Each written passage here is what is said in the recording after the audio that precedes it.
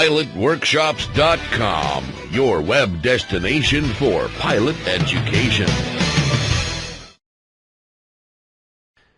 In this module, Bob Nardiello talks about how he plans in advance for an IFR flight and how he develops a window for departure to give himself the best options for a successful outcome.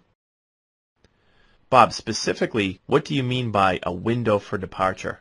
I'm talking about developing 36 to 48 hours in advance of your flight options on a departure time, which will be based on the weather, the route, stops you might make, fuel requirements, the load you'll be carrying, the altitude you intend to fly.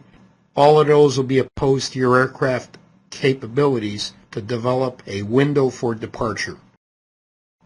So when you're planning an IFR flight, you don't have a fixed departure time in mind?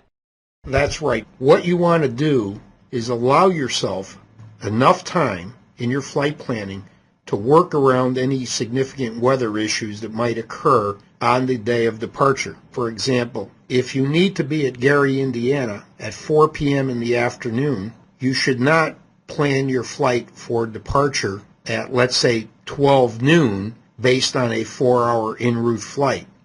Instead, you should develop a window for departure which might extend from 6 a.m. in the morning to 12 noon. And based on weather that particular day, you can then have the option of departing at a time which will allow you to avoid, let's say, thunderstorms in the afternoon.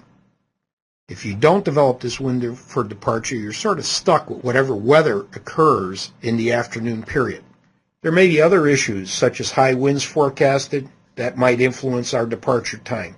So what I'm suggesting is you leave yourself options on a departure time, which will allow you to work around weather issues.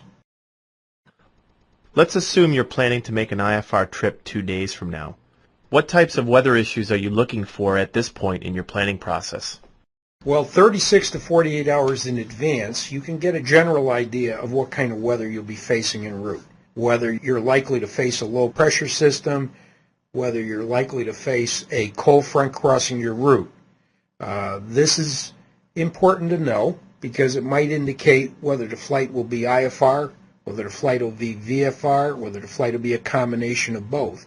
It'll also give you an indication of whether you might be looking at low ceilings for your departure time, whether you'll be perhaps addressing thunderstorms, as you might expect in the summer prior to cold front passage. What kinds of tools are available for weather analysis and flight planning? 36 to 48 hours in advance, there are a number of tools you can use to develop a picture of the weather for your particular flight. You can do this using aviationweather.gov, using the weather available on the AOPA website. You can also use flightplan.com. There are a number of aviation-related sites which will allow you to look at prog charts, which will give you an idea of what will be happening on the particular day of your flight. What are some of the other things you're looking at 36 to 48 hours before your flight? You should be looking at the route of flight that you'll fly, and various flight planning tools can help you with this if you're unfamiliar with the route. Again, I use flightplan.com myself.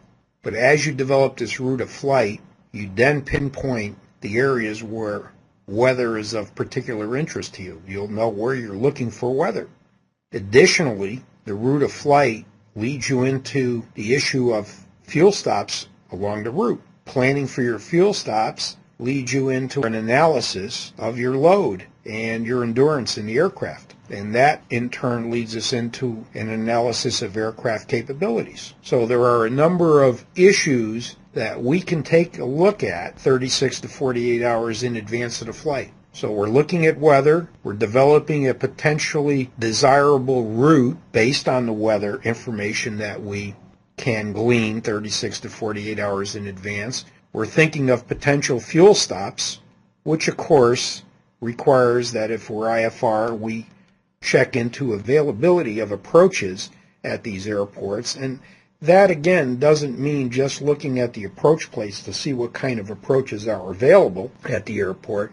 It requires that you look at the NOTAMs, which are used for planning purposes, to determine whether any of those approaches are out of service for any particular reason.